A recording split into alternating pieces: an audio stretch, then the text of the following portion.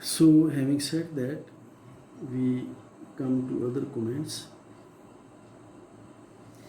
अब ये देखिए Z6 कैसा होगा। Z6 तो आप जानते हैं काफ़ी अच्छे तरह से। Z6 is equal to 0, 1, 2, 3, 4 and 5। So this is Z6। और इसमें आप एडिशन जानते हैं and binary operation is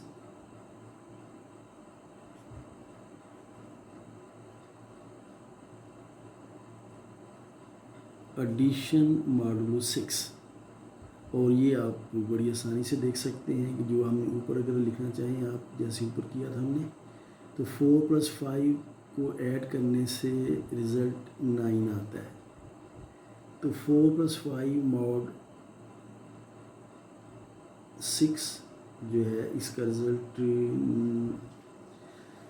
9 is congruent with.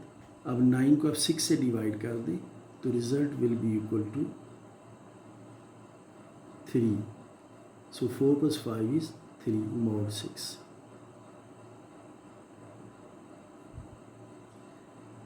तो यहाँ पर मैं कॉन्ग्रुएंट डाल देता हूँ टू बी प्रिसाइसली करेक्ट। तो एनीवे इसी तरह से अगर आप 3 और 5 को ऐड करना चाहें, 3 + 5 mod 6, तो 3 + 5 जो है वो 8 होता है। और 8 तो हमें यहाँ नहीं लिखना चाहिए, यहाँ हमने लिख दिया था, हमें 8 नहीं लिखना चाहिए, हमें 8 को 6 से डिवाइड कर देना चाहिए। तो रिमाइंडर हमारे पास 2 आएगा। तो 3 + 5 mod 6 का रिज़ल्ट जो है वो हमारे पास 2 आएगा। और इसी तरह से फ़र्ज़ कीजिए कि आप इसमें 2 + 5 का रिज़ल्ट देखना चाहते हैं mod 6, तो 2 + 5 = 7 और रिमाइंडर आप जानते हैं 1 आएगा and so on. So this is the way addition works in Z6। और आपने Z6 का टेबल भी बना रखा है, कैलिस टेबल, और इसको आपने एज ए ग्रुप काफ़ी डिटेल से डिस्कस किया हुआ है। अब देखिए हाउ आइसोमॉर्फिज्म वर्क्स।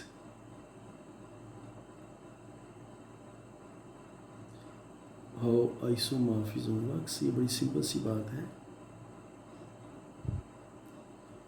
कि आप Z6 और C6 के दरमियान 1-to-1 करस्पॉन्डेंस आप इस तरह से इस्टेब्लिश करते हैं, जो कि ग्रुप होमोमॉर्फिज्म भी है, कि 0 और 1 एक दूसरे को करस्पॉन्ड करते हैं, 1 और x की पावर 1 एक दूसरे को करस्पॉन्ड करते हैं, 2 और x की पावर 2 एक दूसरे को करस्पॉन्ड करते हैं, 3 और x की पावर 3 एक दूसरे को करस्पॉन्ड करते हैं, 4 और x की पावर 4 एक दूसरे को करस्पॉन्ड करते हैं, फिर 5 और x की पावर 5 एक दूसरे को करस्पॉन्ड करते हैं। और इस तरीके से इन दोनों के दरमियान 1-to-1 करस्पॉन्डेंस इस्टेब्लिश हो जाती है। और इस करस्पॉन्डेंस को आप बड़ी आसानी से देख सकते हैं कि this is group homomorphism as well. तो देयरफॉर Z6 जो है वो C6 के साथ आइसोमॉर्फिक है। और इसी तरह से अगर आप चाहें तो आप देख सकते हैं कि similarly Z7 is isomorphic with C7, Z8 is isomorphic with C8, Z9 is isomorphic with C9 and so on. आप जानते हैं C7, C8, C9 क्या होंगे, इनके एलिमेंट्स आप बड़ी आसानी से लिख सकते हैं। अब देखिए ये बातें लिख लेने के बाद एक बड़ा इम्पॉर्टेंट रिज़ल्ट अब हम नोट कर लेते हैं कि हमने लास्ट सेशन में प्रूव किया था कि साइक्लिक ग्रुप जो है ना, या तो हमने डिस्कस किया था कि साइक्लिक ग्रुप या तो फाइनाइट साइक्लिक ग्रुप्स होते हैं या फिर इन्फिनिट साइक्लिक ग्रुप्स होते हैं। फाइनाइट तो हमने आज डिस्कस किए हैं, लास्ट टाइम हमने इन्फिनिट साइक्लिक ग्रुप हमने डिस्कस किया था, जिसे हमने C के साथ रिप्रेजेंट किया था। So we have C is equal to x raised to power -3 x raised to power -2 x raised to power -1 1 x raised to power 1 x raised to power 2 x raised to power 3 and then so on. तो ये C था जिसे हमने discuss किया था last time, हमने prove किया था कि this is an abelian group, और इसमें अगर x की पावर डिस्टिंक्ट हो तो फिर this is an infinite abelian group. और हमने प्रूव किया था कि if powers of x are distinct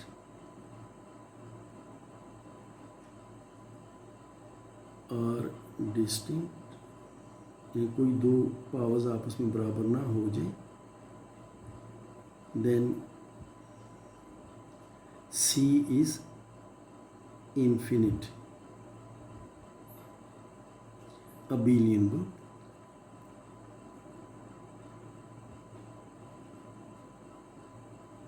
and हमने प्रूव किया था कि ये C जो है ये ग्रुप ऑफ इंटीजर्स के अंडर एडिशन आइसोमॉर्फिक है। Z is isomorphic with C, where Z is group of integers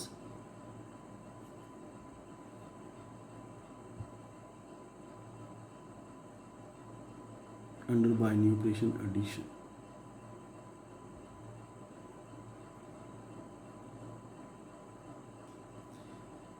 अभी ये बड़ा इम्पॉर्टेंट रिज़ल्ट है इस पॉइंट ऑफ व्यू से कि ये रिज़ल्ट ये बात इस्टेब्लिश करता है कि हर इन्फिनिट साइक्लिक ग्रुप जो है वो ग्रुप ऑफ इंटीजर्स के आइसोमॉर्फिक होगा। Note that is very important result. Every infinite cyclic group is isomorphic with Z। तो इसे फिर हम ये कहते हैं कि up to isomorphism there is exactly one cyclic group and that is Z। कोई और इन्फिनिट साइक्लिक ग्रुप होगा तो वो Z के आइसोमॉर्फिक ही होगा। सो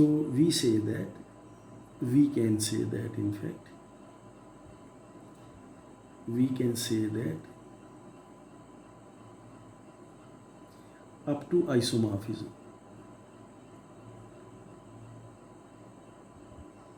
this is very important phrase, up to isomorphism.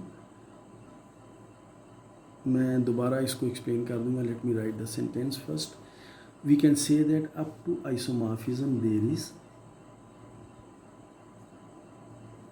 Only one infinite cyclic group।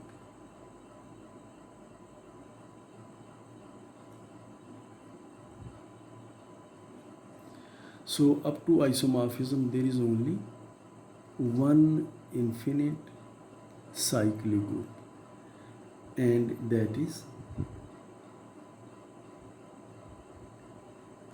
that cyclic group is that infinite cyclic group in fact, and that infinite cyclic group is Z। कोई और infinite cyclic group होगा तो वो Z के isomorphic होगा। So there is only one infinite cyclic group and that is Z। In the number 7 भी हम note करते हैं। फिर as far as finite cyclic groups are concerned, for finite cyclic groups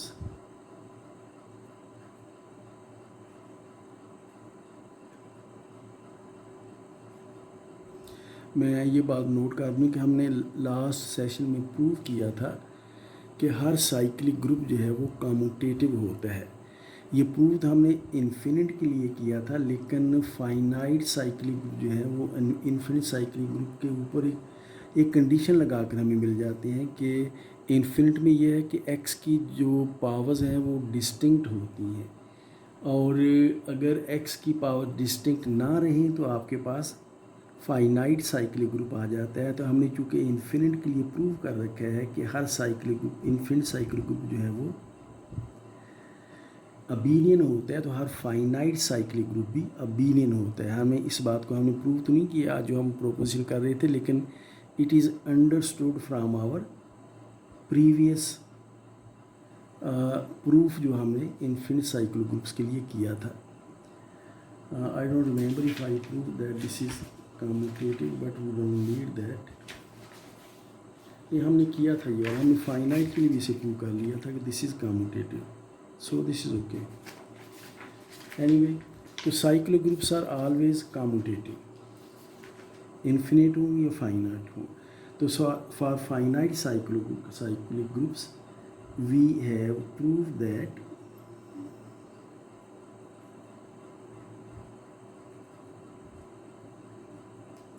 कि हर साइक्लिक ग्रुप जो finite है CM is isomorphic with ZM. So every finite cyclic group CM is isomorphic with ZM. C6 या तो Z6 के साथ, C9 या तो Z9 के साथ. तो therefore we can say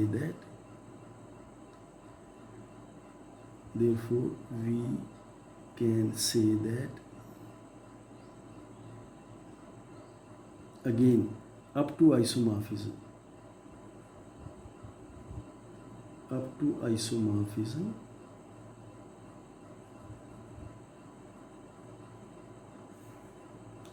there are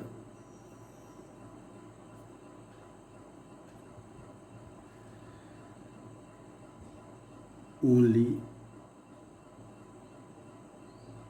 cyclic groups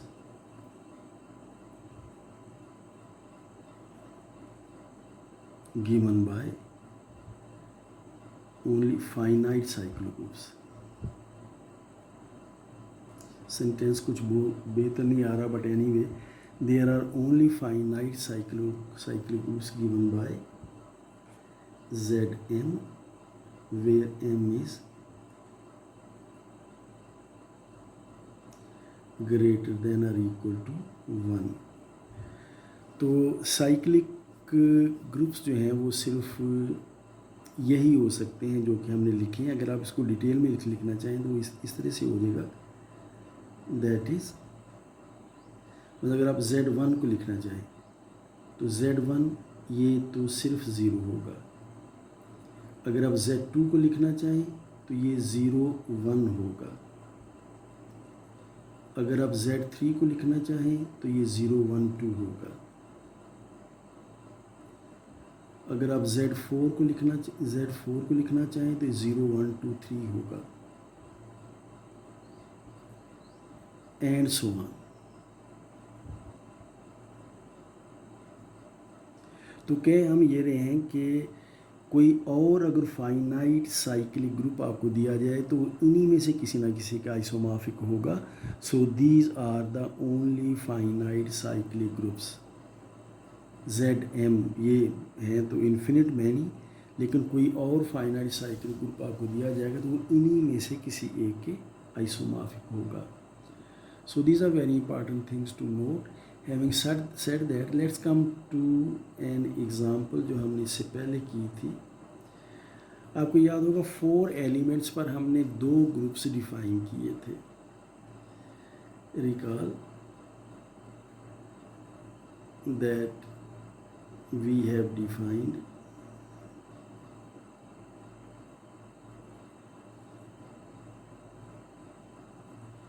two groups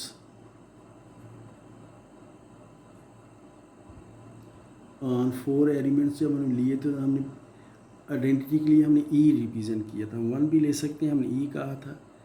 E, A, B and C. और जो 2 ग्रुप्स हमने डिस्कस किए थे मैं आपको रिकॉल करवा देता हूँ. एक ग्रुप तो आपको याद होगा ये था E, A, B, C. Then E, A, B, C.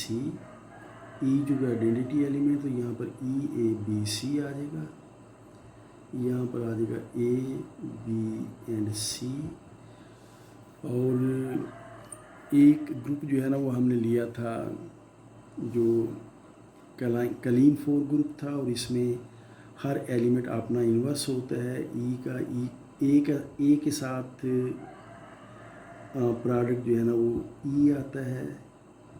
अब यहाँ चूँकि ए और ई आ चुका है, यहाँ बी नहीं आ सकता, तो यहाँ पर सी आ सकता है। एंड देयरफॉर यहाँ पर हमारे पास ए ई सी और यहाँ हमारा बी आ जाएगा। फिर यहाँ बी है, ए और ई आ चुका है, तो यहाँ पर हम सी, ये पहले हम ये नोट कर लेते हैं, बी और बी जो है ना, यहाँ पर हमारे पास ई आएगा। अब हमारे पास ए और बी को फिट करने के लिए यहाँ ए नहीं आ सकता, तो यहाँ पर हमें सी फिट करना होगा, और यहाँ पर हमारे पास ए आ सकता है, तो ये हमारा ए हो जाएगा।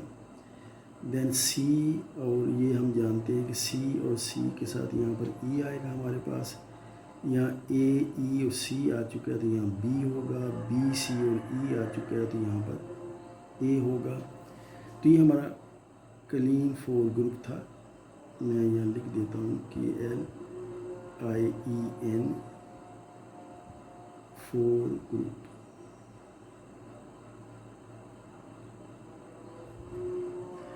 तो ये तो एक ग्रुप है जो हमने डिफ़ाइन किया था, और दूसरा हमने जो 4 एलिमेंट्स पर ग्रुप डिफ़ाइन किया था वो ये था EABC, देन EABC, और E चूँकि आइडेंटिटी एलिमेंट है, सो दिस इज EABC, और A B और C। तो ये आपको याद होगा, इसको हमने इस तरह से लिया था कि A B C E, यहाँ आप चेंज भी कर सकते हैं, हमने ये B लिया था यहाँ पर, then B C E A and then C E A B। तो ये हमने ग्रुप लिया था, ये तो क्लीन फोर ग्रुप है। ये ग्रुप जो है ना, इसको हम डिस्कस करते हैं, और let me tell you, this is cyclic group, this is cyclic group.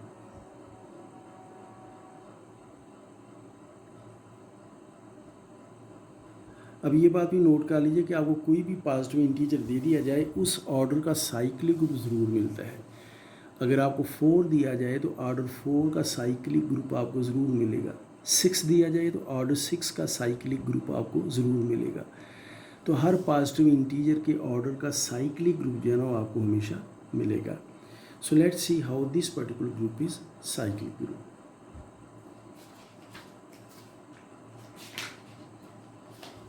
So page number 6.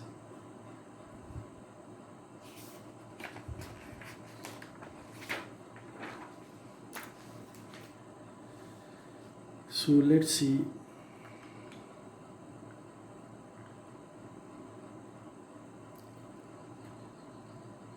So let us see how following group is cyclic group.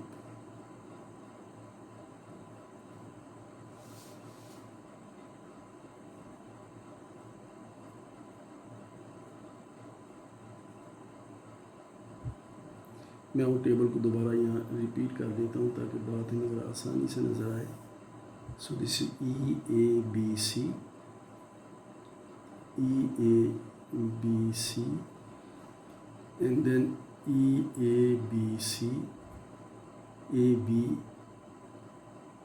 and then CE, and then B से BC, EA, and then CEAB। तो ये वो group है। सो we note that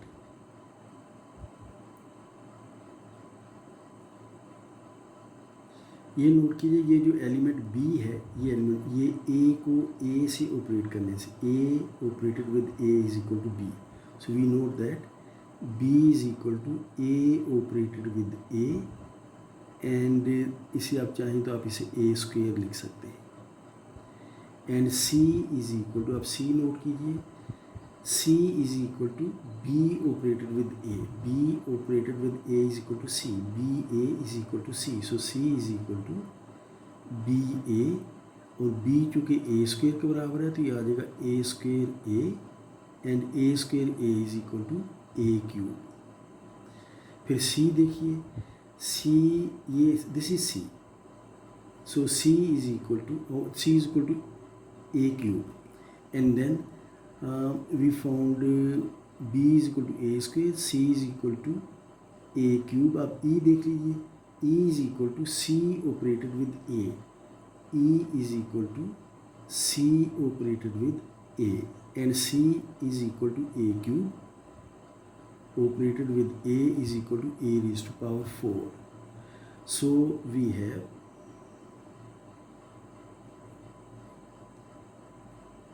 अभी सबसे पहले तो a है जिसे आप a की पावर 1 लिख सकते हैं, फिर b है जिसे आप a की पावर 2 लिख सकते हैं, फिर c है जिसे आप a की पावर 3 लिख सकते हैं, फिर e है जिसे आप a की पावर 4 लिख सकते हैं, लेकिन हम लिखेंगे नहीं क्योंकि a की पावर 4 तो आइडेंटिटी एलिमेंट हो जाता है ना। जैसे जब आप कहते हैं कि m is least positive integer such that x raised to power m is equal to 1, 4 is the least positive integer such that a raised to power 4 is equal to identity element। तो identity element और बाकी सारी चीज़ें जो है वो a की power की शक्ल में लिखी जा सकती हैं। So the above table becomes, so the above table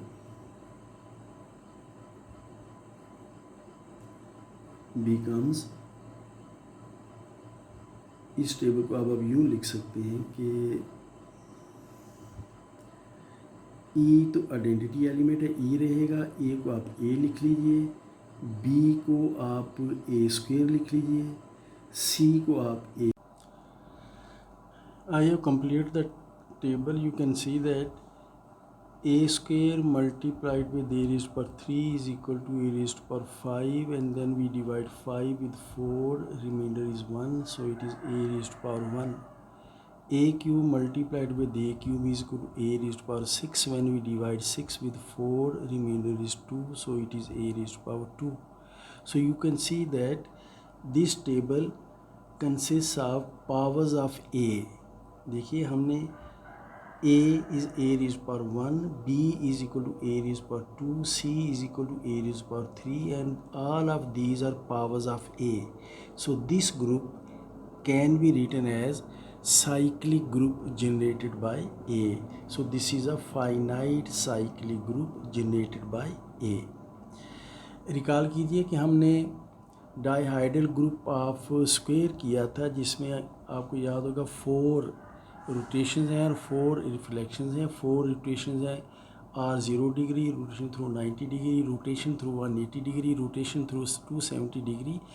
in rotation से मुतल्लिक टेबल का सिर्फ एक हिस्सा मैंने यहाँ पर रीप्रोड्यूस किया है, ये सिर्फ रोटेशन से मुतल्लिक है।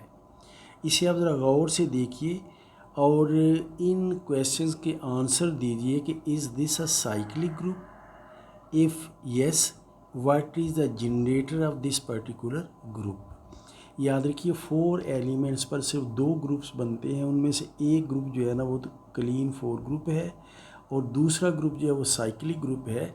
आपने ये देखना है कि क्या ये साइक्लिक ग्रुप है या नहीं।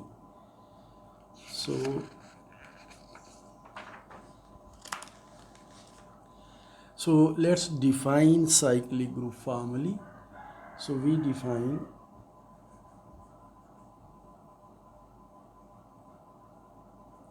definition of cyclic group.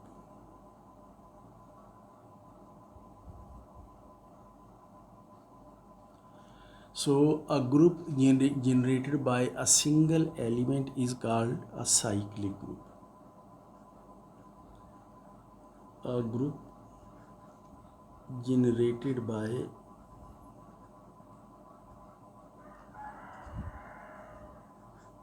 a single element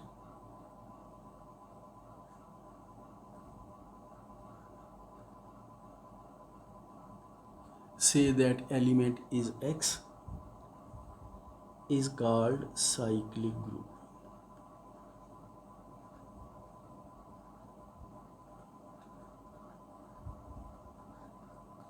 And this is generated by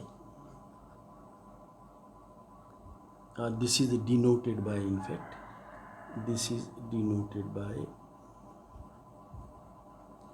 तो x से जनरेट होने वाले साइक्लिक ग्रुप को हम इस नोटेशन से डिनोट करते हैं, और इसका नाम अगर आप चाहें तो C रख दें, इसका नाम अगर आप चाहें तो G रख दीजिए. So a group generated by a single element is called cyclic group, and this is denoted by this particular notation. We note that if all the elements or all the entries of C are distinct, if all the powers of X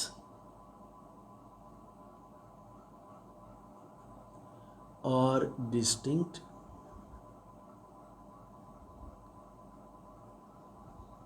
then C is an infinite cyclic group, is an infinite cyclic group.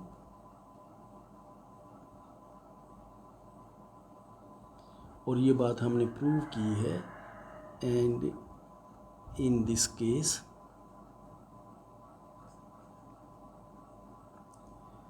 C is isomorphic with group of integers. Secondly ये बात note कीजिए कि every cyclic group is commutative. Every cyclic group is commutative.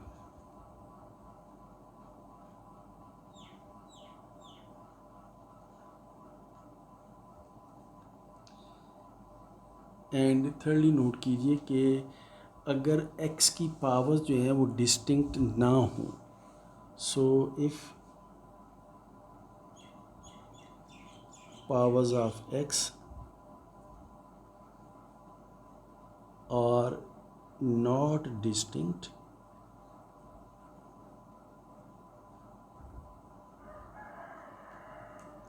then in fact what happens is that then we obtain a least positive integer,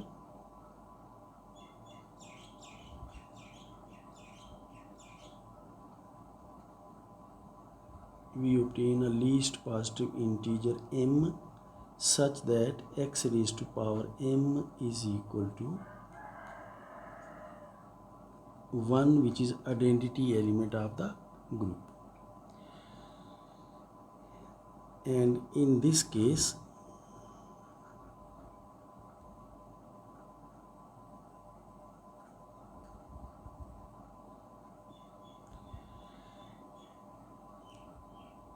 the cyclic group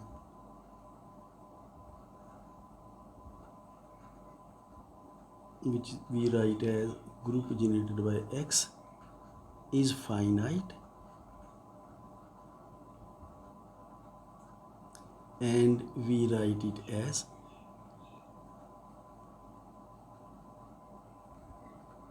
और इसे फिर हम CM लिखते हैं. CM group generated by X. X की power इस case में distinct नहीं है, और इस ग्रुप का जो ऑर्डर है वो M ही होता है, इज M. और एक और इम्पॉर्टेंट चीज़ ये है कि every finite cyclic group is isomorphic. Every finite cyclic group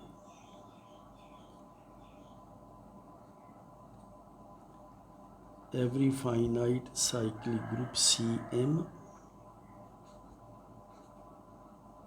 which is generated by X, where ये हम नोट कर देते हैं कि where M is least positive integer,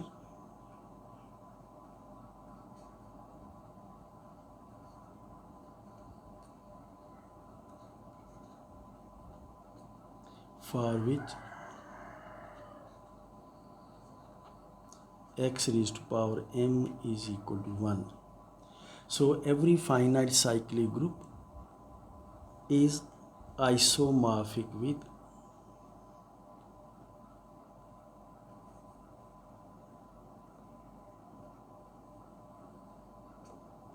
Z M, यानी सी एम जो वो है वो जेड एम के आइसोमॉर्फिक होगा। दैट इज हम ये कह रहे हैं कि C6 will be isomorphic with Z6, C9 will be isomorphic with Z9 and so on. So every cyclic group which is finite will be isomorphic with Zm for some positive integer m. So up to isomorphism,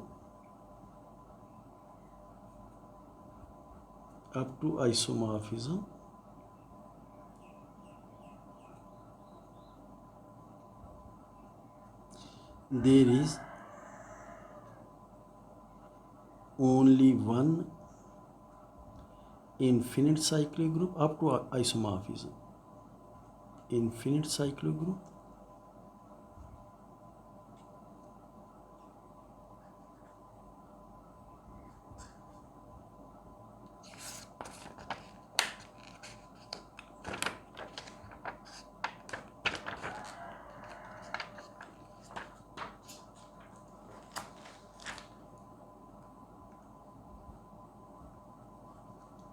which is Z, because every cyclic group, infinite cyclic group is isomorphic with Z, so which is Z.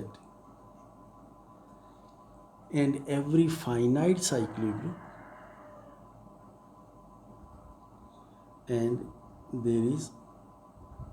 there are only following finite cyclic groups up to isomorphism, और वो अब हम कह सकते हैं कि वो होंगे Z1 है जो कि सिर्फ 0 है, Z2 है जो कि 0 1 है, Z3 है 0 1 2 है, Z4 है 0 1 2 3 है, Z5 है, Z6 है, and so on. So these are the finite cyclic groups. So having said that, let's come to a very simple and related concept, that is order of an element of a group. So order of an element of a group.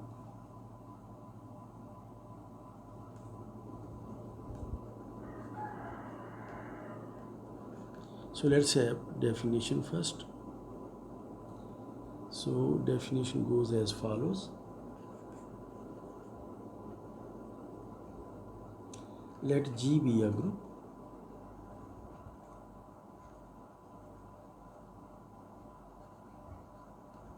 and X be an element of this group G, and X belongs to G. Then the least positive integer m such that x raised to power m is equal to 1, then the least positive integer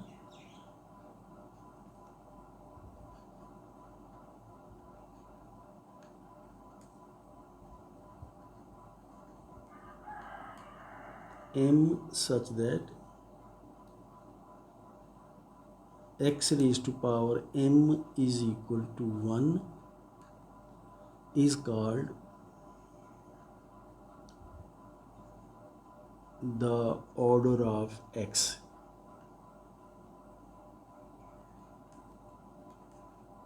इसे हम notation में यूं लिख लेते हैं, we right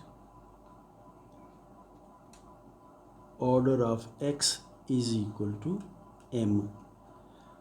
कुछ books यूं भी लिखती हैं, सम ऑथर्स राइट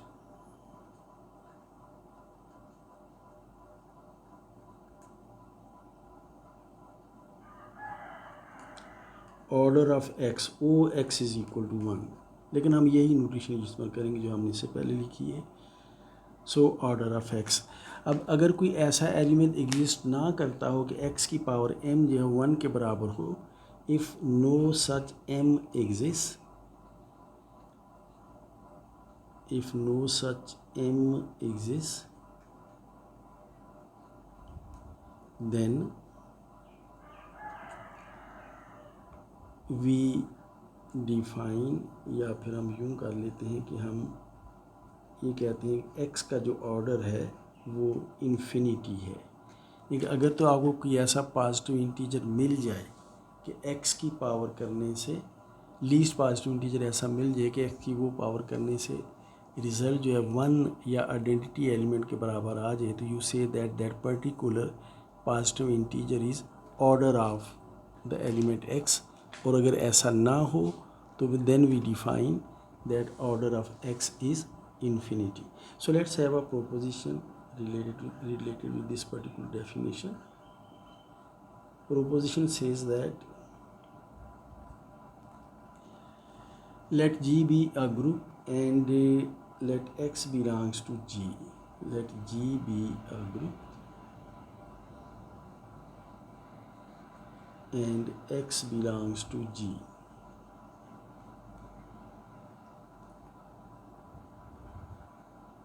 सपोज कीजिए कि x का जो ऑर्डर है वो m है। Let order of x is equal to m।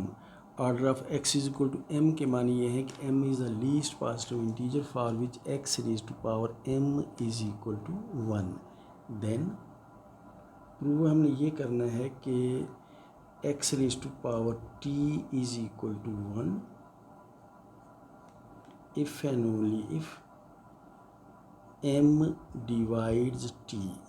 m divides t, ये नोटेशन है, मैं यहाँ लिख देता हूँ m divides t। So let's have the proof. Proof के लिए सबसे पहले हम इस डायरेक्शन में आ जाते हैं कि हम सपोज कर लेते हैं कि x की पावर t जो है वो 1 के बराबर है। सो सपोज दैट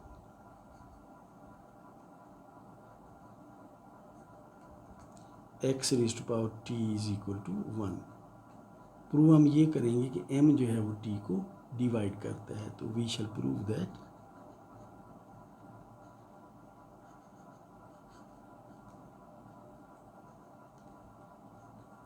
प्रूव हम ये करेंगे m divides t, that is m divides t,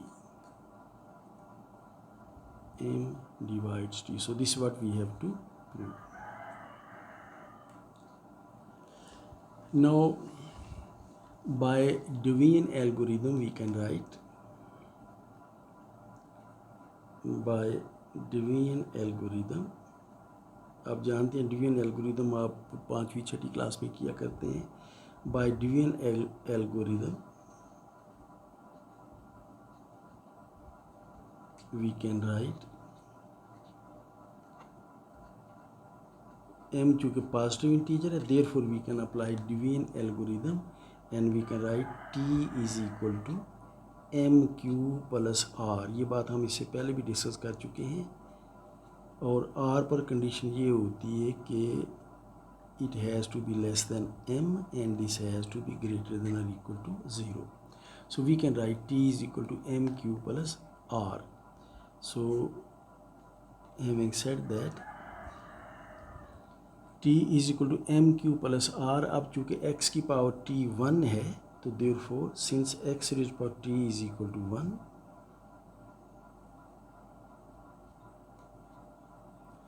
therefore आप x की पावर t में आप t की जगह पर m q प्लस r लिख सकते हैं। तो therefore 1 is equal to, हम अगले पेज पे चलते हैं।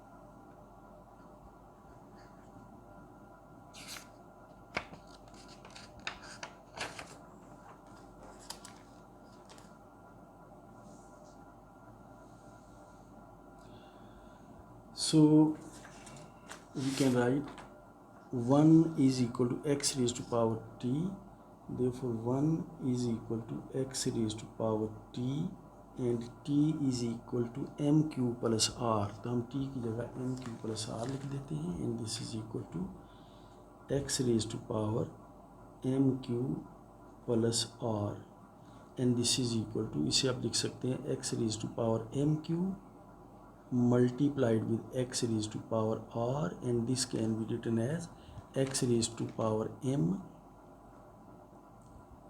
raised to power q into X raise to power R. अब x raise to power m is equal to 1 and this is equal to x raised to power m is equal to 1 because m is the least positive integer for which x raised to power m is equal to 1. So x raised to power m is equal to 1 raised to power q multiplied with x raised to power r, and this is equal to 1 into x raised to power r, and 1 into x raised to power r is equal to x raised to power r. लेकिन आप ये बात note कीजिए कि हमारे पास r जो है ना इसकी वैल्यू m से छोटी है. So having noted that but r is less than m, but r is less than m and this is a positive integer. Therefore अब देखिए m से छोटी x की जितनी भी पावर हैं वो सब की सब m से छोटी जितनी भी पावर हैं, आप ये बात जानते हैं कि m जो है वो is the least positive integer जिसके लिए x की पावर 1 होती है. तो therefore r is equal to 0. मैं इसकी रीज़न लिख देता हूँ because m is the least positive integer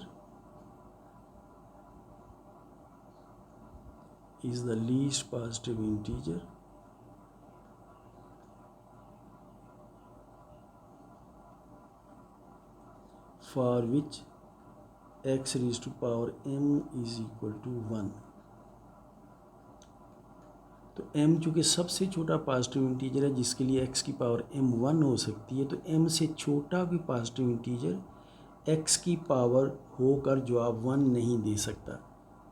तो r जो है ये x की पावर होकर 1 जवाब से तभी दे सकता है जब r की कीमत 0 के बराबर हो.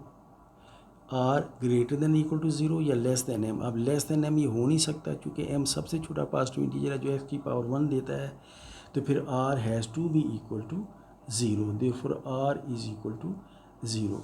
अब r इज इक्वल टू 0 ये वैल्यू जो है आप नंबर 1 में पुट कर दीजिए. 1 t is equal to m Q plus r. So put in 1. So put this value in 1. Therefore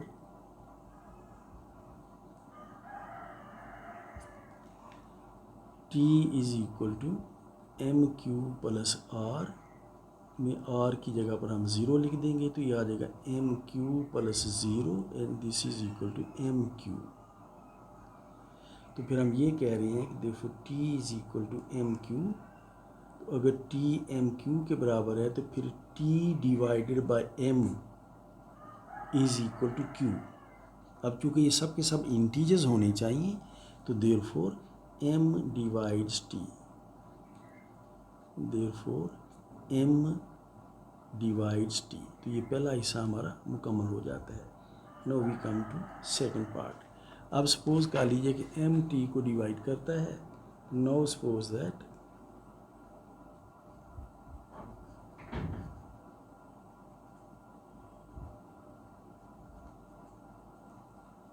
m divides t. अब अगर m t को डिवाइड करता है तो फिर we should be able to write t is equal to m multiply by some integer. वो integer आप q ही ले लीजिए. Then t is equal to m q and therefore x raise to power t can be written as x raise to power m q and this is equal to x raised to power m raised to power q. x raised to power m 1 के बराबर है raised to power q and this is equal to 1. तो x raised to power t is equal to 1. तो हमने ये बात prove कर दी है. अगर m t को डिवाइड करता है तो then x raised to power t is equal to 1 and this completes the proof.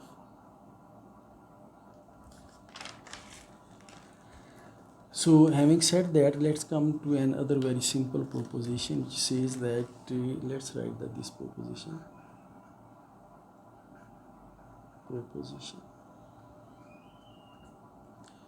Let G be a group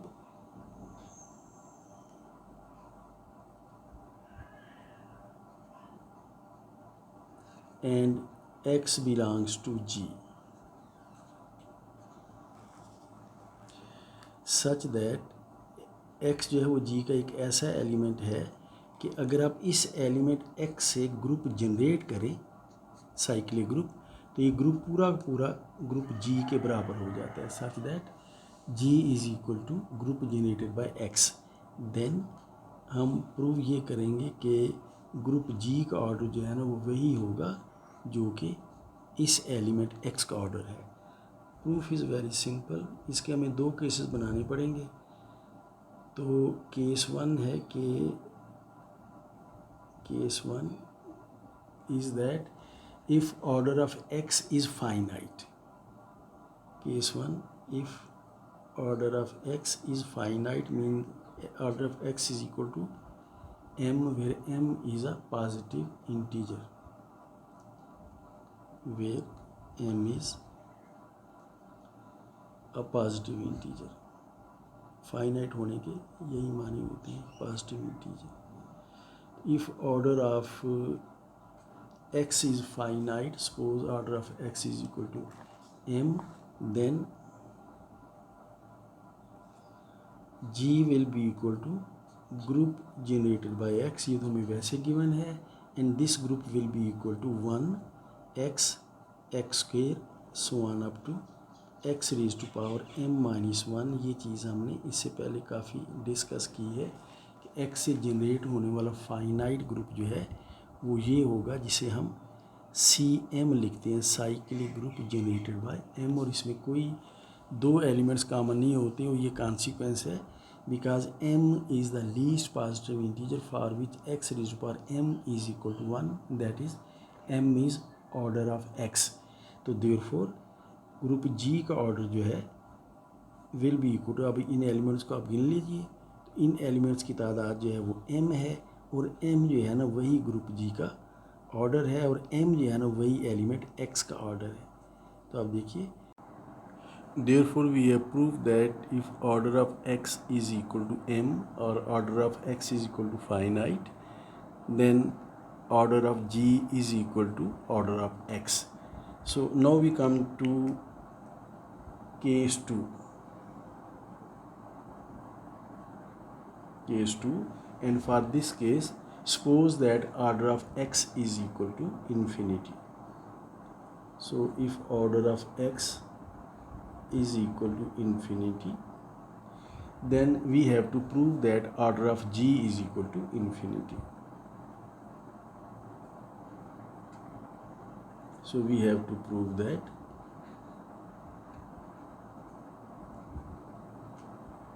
order of G is equal to infinity as well. Then order of G and order of x will become equal. So for this purpose,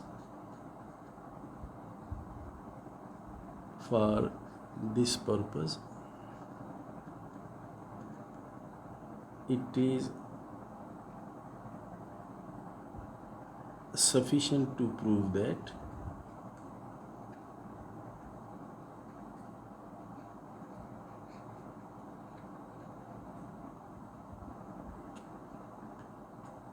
all the powers of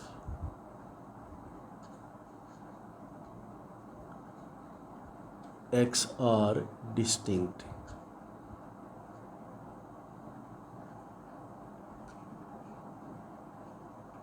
अगर हम ये prove कर दें कि x की तमाम powers distinct हैं, कोई दो पावर्स आपस में इक्वल नहीं होती, तो फिर ग्रुप G के एलिमेंट्स की तादाद इन्फिनिटी हो जाएगी। So in order to prove that all the powers of x are distinct, we will use a contrary approach. We on contrary suppose that, and then we will reach at a contradiction. So on contrary,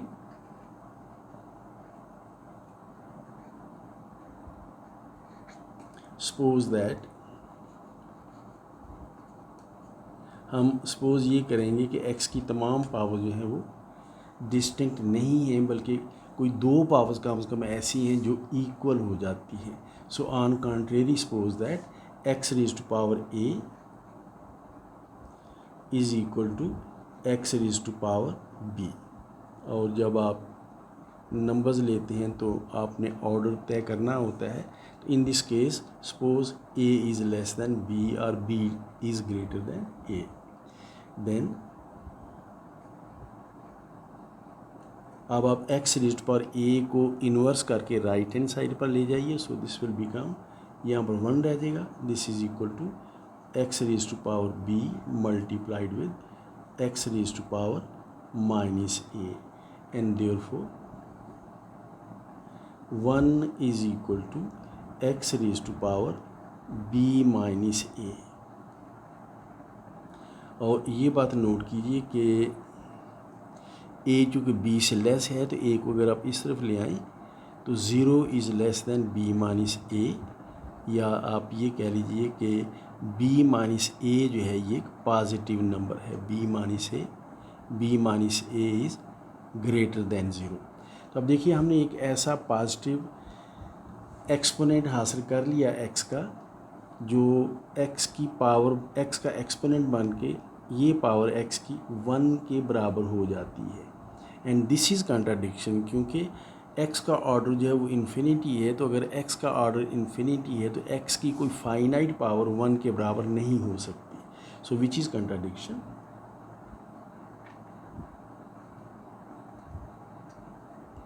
क्योंकि x का order infinity होने की definition ये है कि x की कोई finite power 1 के बराबर नहीं हो सकती। Then we say that order of X is equal to infinity.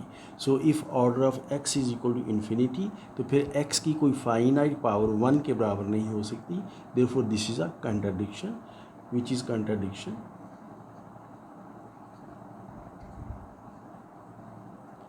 because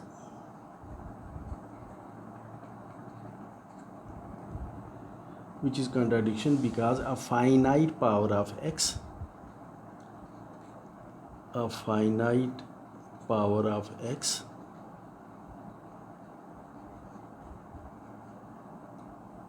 cannot equal 1। x की कोई फाइनाइट पावर जो है वो 1 के बराबर नहीं हो सकती। So therefore our supposition is wrong.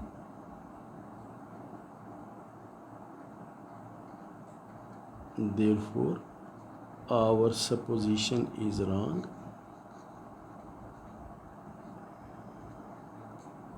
और सपोजिशन हमारी ये थी कि x की कोई 2 पावर्स आपस में बराबर हो जाती हैं। तो since our supposition is wrong, therefore we can say that powers of x are distinct in G। therefore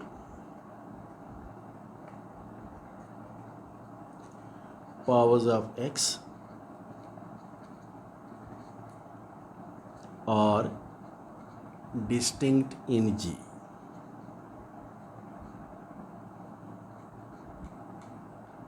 और G जो है ना, this is group generated by x। अब अगर x की तमाम पावर्स G में डिस्टिंक्ट होंगी फिर G के एलिमेंट्स की तादाद इन्फिनिट मैनी होगी। तो देयरफॉर ना तादाद in fact then cardinality of G will be infinity. Therefore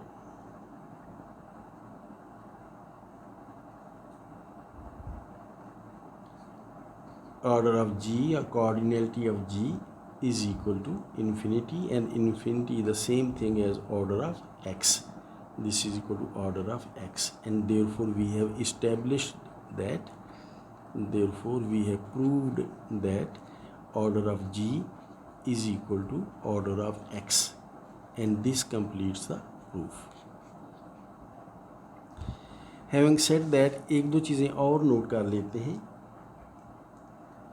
सबसे पहली बात तो ये है कि identity element of the group is the only element whose order is 1। So let G be a group, let G be a group with identity E। Identity element को हम E से रिप्रेजेंट कर लेते हैं। इन जनरल हम ऐसे किया करते हैं, अगर ऑपरेशन मल्टीप्लिकेशन हो तो 1 कर लेते हैं, एडिशन होता है हम ज़ीरो लिख देते हैं। In general we say that identity is represented by e, so identity element e belongs to G. आप इस ग्रुप जी का कोई भी एलिमेंट एक्स ले लीजिए, लेट एक्स बिलोंग्स टू जी। तो हमें चंद एक चीज़ें हम नोट करते हैं। Number 1, the identity element E is the only element of order 1। The identity element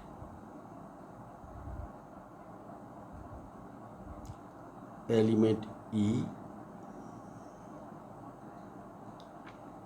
is the only element of order 1. Is the only element of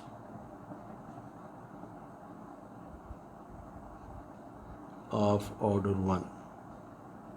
आप जानते हैं ई की 1 पावर ई ही होती है। सो मैं यहाँ लिख देता हूँ कि identity element is the only element of order 1। लेकिन आइडेंटिटी एलिमेंट का ऑर्डर जो है वो 1 होता है और 1 ऑर्डर का यही एक एलिमेंट है। And secondly the elements x and x inverse, किसी एलिमेंट और उसके इनवर्स का ऑर्डर आपस में बराबर होते हैं। द एलिमेंट्स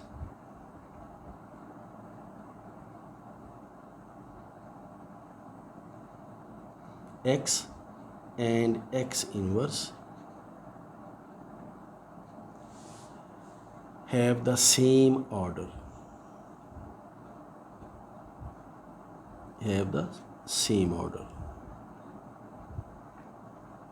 और जो बात हम कह रहे हैं वो ये है, दैट इज कि हम ये रहे हैं कि x का ऑर्डर वही होगा जो x के इन्वर्स का ऑर्डर है। तो किसी एलिमेंट और उसके इन्वर्स का ऑर्डर आपस में बराबर होते हैं। So this is very important thing to note. And number 3 is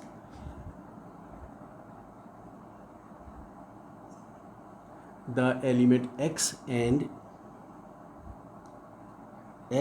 and अब ग्रुप का कोई भी एक एलिमेंट a ले लीजिए और x को a के साथ प्री मल्टीप्लाई करें और x को a के साथ पोस्ट मल्टीप्लाई करें। कॉन्जुगेशन आप जानते हैं, हमने इस बात को डिस्कस किया हुआ है। सो x and a inverse x a have the same order. x and this particular element have the same order.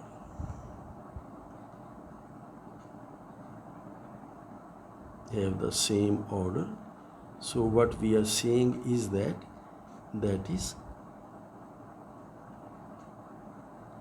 x का ऑर्डर और किसी भी एलिमेंट के साथ आप x का कॉन्जुगेट ले लीजिए, a इनवर्स x a का ऑर्डर, इन दोनों के ऑर्डर्स आपस में बराबर होंगे। Where a is any element of g, where a is any element of g।